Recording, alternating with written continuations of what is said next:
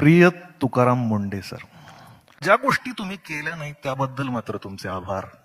तुम्ही सततच्या राजीनाम्याच्या दबावाला झुकला नाही, तुम्ही धमक्यांना घाबरला नाही, म्हणून तुम्हाला सलाम. व्यवस्थेला जाब विचारणाऱ्या महाकवी संत तुकारामांचं नाव तुम्हाला देणाऱ्या दूरदर्शी आई वडिलांना साष्टांग नमस्कार. अरविंद जगताप सर या ठिकाणी आहेत. पत्र फार छान लिहितात सर.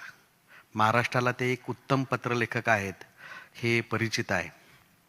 म्हणजे चला हवा येऊ द्याचे सर्वच पत्र सरांनी लिहिलेली आहेत आणि सरांनीही तुम्हाला एक छान पत्र लिहिलंय. मला असं वाटतं टाळे वाजवणार होतो, आता पत्रानंतर काय करायचं माहित नाही मला असं वाटतं की सर तुम्ही त्या पत्राचं एक वाचन होऊ द्या. प्रिय तुकाराम मुंडे सर, पिढ्यानपिढ्या घरात जेवताना लोक आधी देवाचं नाव घेतात, पण आजकाल हॉटेलमध्ये जेवताना लोक आधी तुमचं नाव घेतात. तुम्ही अन्न पदार्थात भेसळीच्या विरोधात उघडलेल्या जोरदार मोहिमेमुळे संपूर्ण देशात तुमच्यावर कौतुकाचा वर्षाव होतोय, पण आमची अडचण वेगळी आहे. तुमच्यामुळे आमच्यासारख्या सामान्य माणसाला जो मानसिक त्रास होतोय याची तुम्हाला कल्पना तरी आहे का? अहो, आमचं अर्ध आयुष्य हॉटेल किंवा रस्त्यावर वडापाव, पाणीपुरी, भेळ खात आलोय आम्ही, आणि अचानक एक दिवस तुमच्यामुळे लक्षात येतं की तिथं झुरळ होते, भेसळ होती, पनीर डुप्लिकेट होतं. अहो, अज्ञानातल्या सुखात जगत होतो आम्ही, आणि आता तुम्ही एवढ्या वर्षांनी आम्हाला जागं करताय. हे म्हणजे सोयाबीन समजून जेवण करणाऱ्या माणसाला, शाकाहारी माणसाला हात धुताना कसं वाटलं चिकन म्हणण्यासारखं आहे.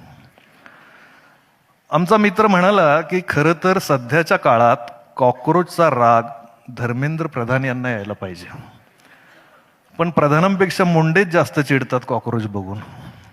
अर्थात तुम्ही हॉटेलमधल्या खऱ्या खुऱ्या कॉक्रोचला बघून चिडताय हे बरं आहे, आणि त्यासाठी लोकांनी तुमचे मनातून आभार मानले.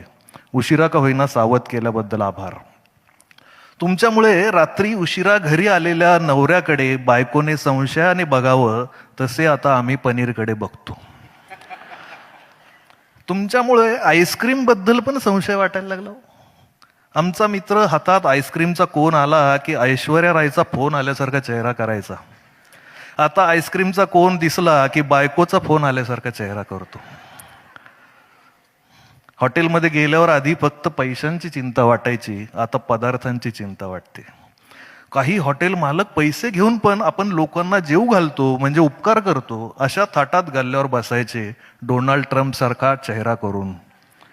आता अचानक ते इटलीच्या मेलोनीबाई सारखे प्रेमळ दिसायला लागले.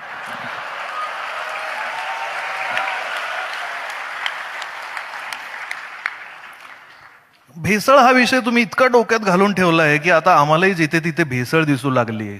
अहो साहेब, मागे नोटबंदी झाली होती तेव्हा देशातल्या 2-4 अभ्यासू आणि विद्वान पत्रकारांनी सांगितलं होतं की नवीन नोटांमध्ये चीप आहे. साहेब, लोकांनी त्या नादात नोटा फाडल्या, पण चीप काही दिसली नाही, तिथेही भेसळ.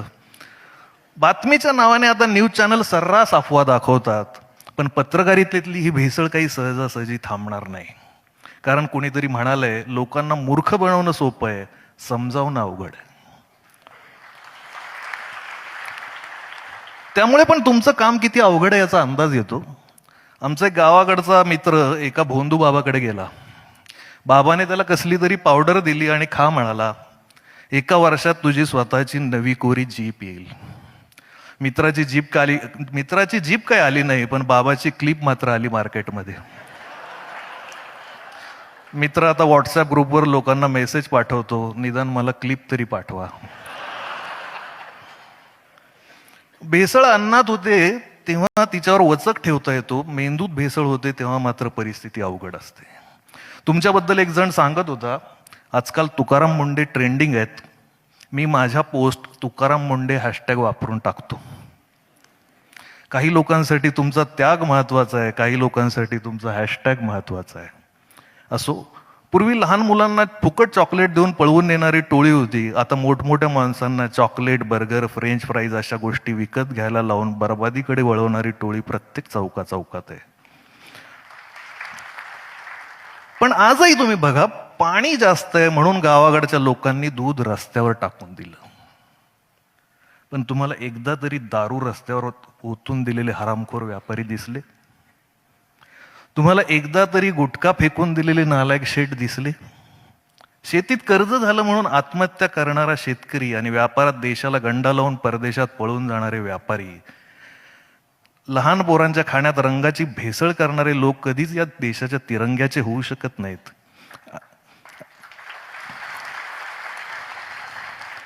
आणि इथले दारूत 50% केमिकल पिणारे लोक शेतकऱ्याकडून ऑर्गॅनिक पिकाची अपेक्षा करतात.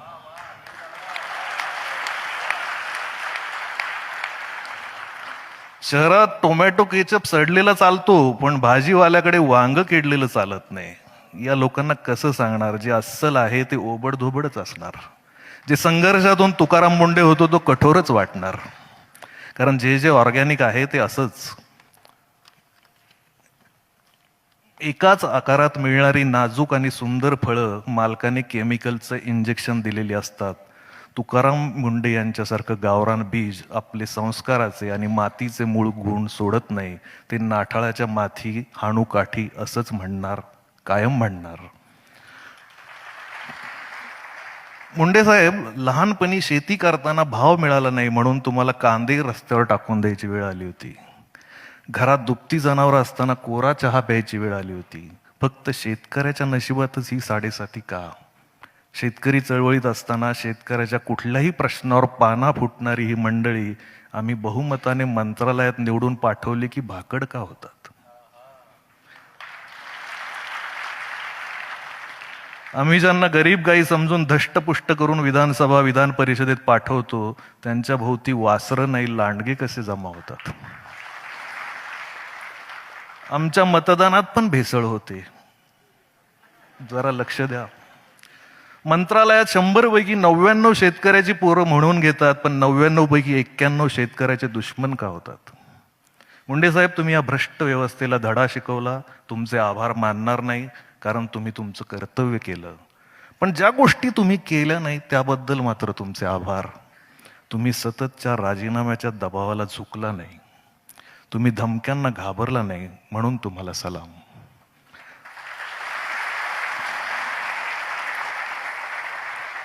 व्यवस्थेला जाब विचारणाऱ्या महाकवी संत तुकारामांचं नाव तुम्हाला देणाऱ्या दूरदर्शी आई वडिलांना साष्टांग नमस्कार. ताजा कलम, तुम्हाला अन्न पदार्थातली भेसळ कळते, पण एक सांगावं वाटतं, आजच्या जमान्यात कौतुकातही भेसळ असते.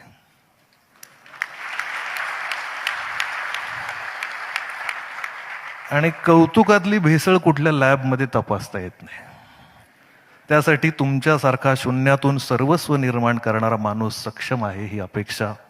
तुम्ही सरकारी अधिकारी असला तरी खूप मोठे व्हा अशी प्रार्थना करण्यापेक्षा कायम आहात तसेच राहा असं आम्ही म्हणू. रोल मॉडेल, काही लोक आहेत तसेच राहणं हीच सगळ्यात मोठी बढती असते, प्रमोशन असतं. त्यांच्यासाठी नाही, समाजासाठी. धन्यवाद.